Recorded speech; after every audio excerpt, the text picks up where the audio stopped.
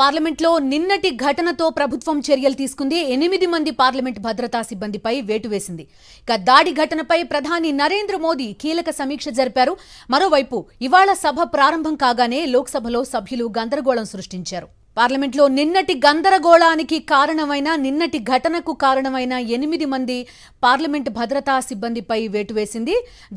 దాడి ఘటనపై ప్రధాని నరేంద్ర మోదీ కీలక సమీక్ష కూడా జరిపారు. అయితే ఇవాళ సభ ప్రారంభం కాగానే లోక్సభలో సభ్యులు గందరగోళం సృష్టించారు.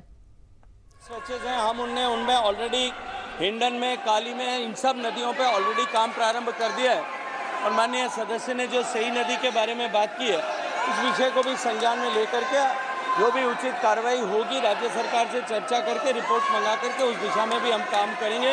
लेकिन मैं इतना सदन को आश्वस्त करना चाहता हूँ कि गंगा जी के शुद्धिकरण का ये जो कार्यक्रम है, ये गंगा नदी के पूरे बेसिन से जुड़ा हुआ है और गंगा नदी के बेसिन की जब मैं बात करता हूँ तो देश की 40% आबादी और लगभग 40% भूभाग को जो है गंगा बेसिन काम करता है।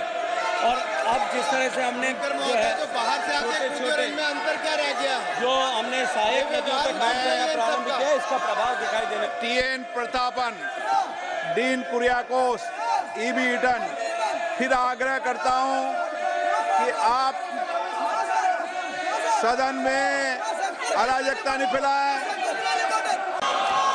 माननीय प्रधानमंत्री जी के नेतृत्व में उनके मार्ग है बहुत ही दुर्भाग्यपूर्ण घटना है, इसमें कहीं दो मत नहीं है और आपने तुरंत इसका संज्ञान लेते हुए इस मामले की पूरी जांच का जो है आदेश दे दिया है। मैं समझता हूं कि भविष्य में हम सारे सांसद, चाहे वो पक्ष के हों अथवा प्रतिपक्ष के हों, सभी को सावधानी बरतने की आवश्यकता है ताकि जिनको भी हम पास देते हैं ऐसे व्यक्ति को पास न दिया जाए जो जाकर इस प्रकार की अराजक की स्थिति संसद भवन के अंदर पैदा कर दे। यह हम सभी को, केवल सत्ता पक्ष ही नहीं बल्कि दूसरे पक्ष के लोगों को भी यह सावधानी बरतने की जरूरत है। లోక్సభలో నిన్నటి ఘటన నేపథ్యంలో పార్లమెంట్ లోపల వెలుపల భద్రత పెంచారు అధికారులు. మీడియా కదలికలపైన ఆంక్షలు విధించారు. ఎంపీలు ప్రవేశించే ద్వారం వద్దకు మీడియా వెళ్లొద్దని స్పష్టం చేశారు. మరిన్ని వివరాలు మా కరెస్పాండెంట్ వెంకటేష్ అందిస్తారు. లోక్సభలో నిన్నటి భద్రతా వైఫల్యం నేపథ్యంలో పార్లమెంట్లో భద్రతను పెంచారు.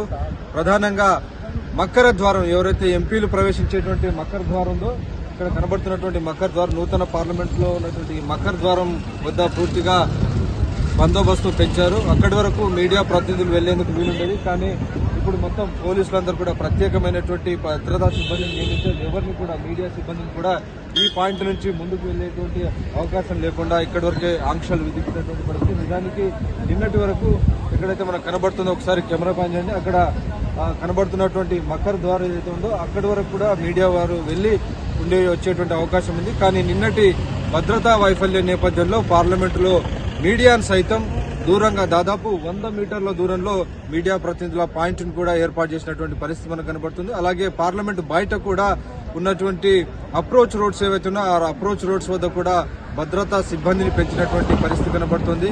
నిన్నటి భద్రతా వైఫల్యానికి కారణమైన 7 భద్రతా సిబ్బందిని కూడా ఇప్పటికే సస్పెన్షన్ వేటు వేశారు. సో అలాగే విజిటర్ పాసెస్ అన్ని కూడా రద్దు చేశారు. విజిటర్స్ ఎవరిని కూడా అనుమతించట్లేదు. దాంతో మనకు పార్లమెంట్ అంతా కూడా నిర్మానుష్యంగా కనబడుతున్నటువంటి పరిస్థితి. కేవలం భద్రతా సిబ్బంది, కొంతమంది మీడియా సిబ్బంది మాత్రమే మనకు కనబడుతున్నటువంటి దృశ్యాలు చూసి ఇటువైపు మీడియా సిబ్బందిని మొత్తం ఇక్కడి వరకు తరలించారు.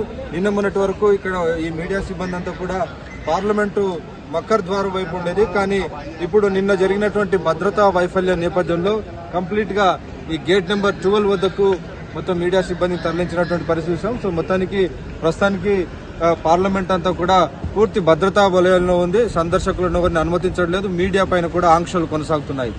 పార్లమెంట్ నుంచి వెంకటేష్, సాక్షి టీవీ, న్యూఢిల్లీ.